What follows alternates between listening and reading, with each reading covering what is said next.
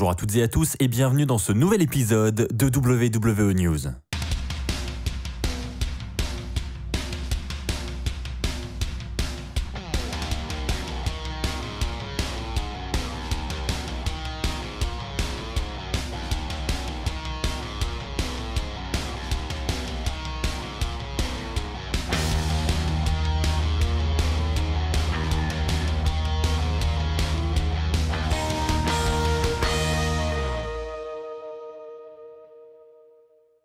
Bonjour à toutes et à tous les amis, c'est Axel de la chaîne YouTube WWE Fan France, j'espère que vous allez tous très bien. On se retrouve pour un nouvel épisode de WWE News, un épisode très particulier puisqu'il va clairement être centré sur le Royal Rumble. Je vais vous donner toutes les informations, notamment sur la diffusion, sur les horaires de diffusion, où vous pourrez regarder le pay-per-view, et également toutes les news qui tournent autour de ce pay-per-view, puisqu'on a appris quelques nouveautés dans la nuit de samedi à dimanche. Alors premièrement, puisque vous êtes très nombreux à me poser la question, vous pourrez regarder le Royal Rumble uniquement sur le WWE Network.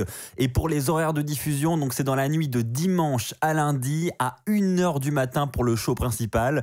Et vous aurez également un kick-off qui commencera à minuit, heure française. Et lui, il sera disponible gratuitement sur YouTube, ce qui ne sera pas le cas du show principal qui, lui, sera uniquement disponible sur le WWE Network. Et pour ceux que ça intéresse, il faut savoir que je ferai une vidéo résultat et review de ce Rumble dès demain matin. Donc n'hésitez pas à vous abonner à la chaîne YouTube pour ne pas manquer cette vidéo dès demain.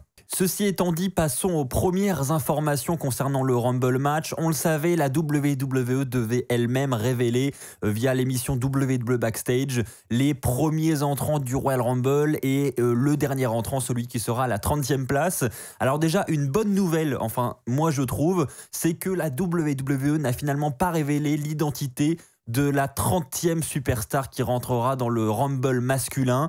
Elle a préféré à la place révéler les deux premiers qui rentreront, et personnellement, vous allez me dire ce que vous en pensez dans les commentaires, mais je trouve que c'est beaucoup mieux comme ça, parce que au moins on ne se spoile pas une potentielle surprise pour le 30e entrant qui est chaque année quand même le numéro qu'on attend tous, parce qu'on se dit voilà, c'est le dernier homme qui va rentrer dans le Rumble, donc à chaque fois on attend une surprise, une potentielle surprise. Et là, si la WWE annonçait cette superstar, eh bien il n'y avait plus de surprise. Donc ça aurait été vraiment gâcher le match, je trouve. Là, en l'occurrence, ils ont annoncé les deux premiers. Donc c'est Randy Orton qui fera son entrée à la première place. Et à la deuxième place, ils ont tout simplement annoncé Edge. Donc on aura Randy Orton et Edge. On vous rappelle que les deux ont eu une longue rivalité au début de l'année 2020. Donc très clairement, les deux vont se retrouver pour le retour de Edge au début du Rumble. Et moi, je trouve que c'est un excellent coup de communication de la WWE. C'est une belle manière de commencer le Rumble match. Moi, personnellement, ça m'a amené encore plus de hype pour le match, et on savait que Orton et Edge allaient participer. Donc certes, c'est un peu dommage de savoir à quelle position ils vont rentrer dans le match, mais on sait que le match va commencer sur les chapeaux de roue. Donc moi, je trouve que c'est un bon moyen de com, et encore une fois, je trouve que c'est beaucoup mieux d'annoncer le premier et le deuxième plutôt que le 30e. Après les amis, encore une fois, évidemment, ça serait encore mieux si la WWE annonçait rien du tout. On aurait encore plus de surprises. Mais bon, visiblement, c'est la nouvelle stratégie de la WWE pour attirer ses fans vers son événement du Royal Rumble.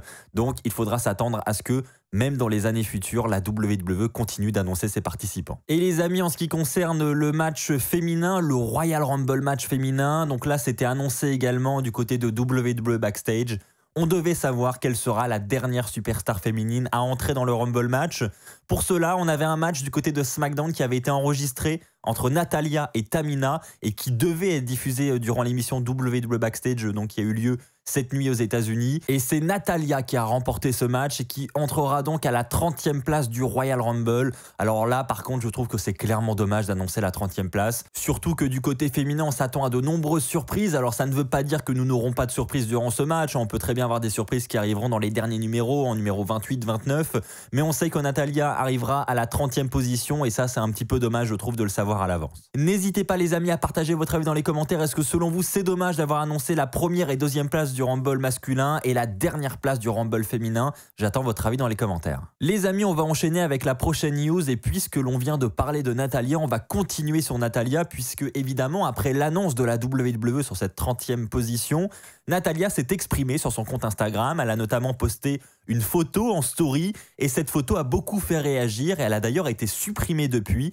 Sur cette photo, Natalya était en présence de Trish Stratus et sur cette photo, elle indiquait qu'elle était impatiente d'être ce dimanche pour le Royal Rumble et elle a notamment identifié Trish Stratus sur cette photo. Alors tout de suite, là, les fans se sont emballés, ont commencé à dire que Natalya venait de spoiler la présence de Trish Stratus pour le Royal Rumble et donc suite à cela, Natalya a retiré sa photo. Alors est-ce que c'est simplement une photo lambda que Natalya a voulu poster en la présence de Trish Stratus ou est-ce que Natalya a indirectement spoilé la présence de Trish Stratus pour le Rumble? Quoi qu'il en soit, sachez que la photo a été retirée de la story Instagram de Natalya. Donc perso, je pense vraiment que c'est un hasard et je pense pas que Natalya ait fait une aussi grosse boulette. Je pense qu'elle se doute très bien que si elle met une photo avec Trish Stratus en coulisses, les gens tout de suite vont faire le rapprochement pour le Rumble. Donc moi perso, je pense que c'est simplement une photo lambda. Mais après, je ne sais pas, peut-être effectivement que la WWE avait prévu des plans pour Trish Stratus au Rumble et que Natalya n'était pas forcément au courant et que la WWE, suite à cela, a demandé à Natalya de retirer la photo. C'est fort probable. Les amis, on va passer à la news suivante, mais juste avant ça, pour ceux qui ne veulent pas être spoilés sur le Royal Rumble, je vous invite à aller à la news suivante ou à avancer la vidéo parce que je risque d'évoquer quelque chose qui pourrait potentiellement vous spoiler le match. Pour les autres, on va parler de Lana. Lana qui est absente depuis maintenant de nombreuses semaines pour vendre cette blessure. Et donc, elle devrait effectuer son retour dans le Royal Rumble match. Alors, j'en ai parlé dans ma vidéo prédiction des entrées du Rumble féminin et c'est vrai que je pense qu'on l'attend tous, le retour de Lana. Eh bien sachez que le Wrestling Observer nous indique que Lana serait bel et bien dans les plans de la WWE pour le Rumble féminin et il y aurait même plus que ça. Lana aurait tout simplement un angle de programmé durant ce Rumble match, un bel angle face à Nia Jax parce que vous le savez, ça faisait des semaines et des semaines que Lana était en rivalité entre guillemets avec Nia Jax. Ça faisait des semaines qu'elle passait à travers la table des commentateurs. Eh bien, sachez que la WWE a tout simplement prévu que ce soit Lana qui élimine Nia Jax du Royal Rumble. Alors, reste à voir si ça va se confirmer cette nuit. Honnêtement, je suis pas du tout fan de la rivalité Nia Jax-Lana, mais il faut le reconnaître, ça serait une suite logique. Et enfin les amis, pour terminer cet épisode de WWE News, on va terminer avec une plutôt mauvaise nouvelle, aussi bien du côté du Rumble féminin que du Rumble masculin. Alors pour l'instant, ça semble surtout se confirmer du côté du Rumble féminin, mais vous allez comprendre. Premièrement, on aurait Reckoning qui aurait été testée positive au Covid-19, et donc ce qui voudrait dire que Reckoning ne pourrait pas participer au Rumble féminin. Mais pour ceux qui suivent un petit peu la vie privée de Reckoning, il faut savoir qu'elle est en couple avec Keith Lee. Et donc, vous faites tout de suite le rapprochement. Keith Lee serait un cas contact de Reckoning et pourrait potentiellement lui aussi être testé positif au Covid-19.